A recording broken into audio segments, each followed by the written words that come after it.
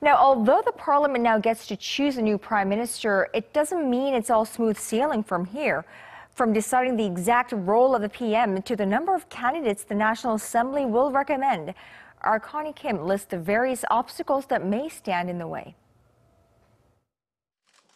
President Park Geun-hye has asked the rival political parties to recommend a new prime minister in an effort to soothe growing public anger amid the political scandal surrounding her longtime confidant. But the presidential office of Cheong Wa Dae and the parliament have a number of major decisions to make, as it's the first time the legislature has been asked to essentially pick the country's prime minister. For one thing, the top office and the National Assembly have to agree on the new prime minister's role.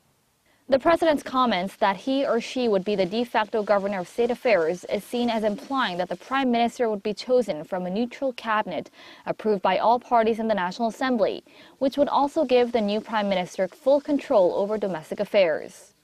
However, officials from the top office say the president cannot give up the role specified for her in the Constitution, adding that the exact duties of the prime minister will be decided after discussions with Parliament. Another contentious issue is how many prime minister candidates the National Assembly will recommend to the president. There is a good chance it could recommend just a single candidate, but the opposition parties could face criticism of limiting the president's choices. That's why some are calling for the body to recommend at least 2 or 3 people. But even in that case, some might hesitate to accept the nomination as they would be picked apart by the media when only one candidate will ultimately be chosen for the job. With the obstacles ahead in selecting the country's next prime minister, there are concerns the nomination process could lead to another standstill. Connie Kim, Arirang News.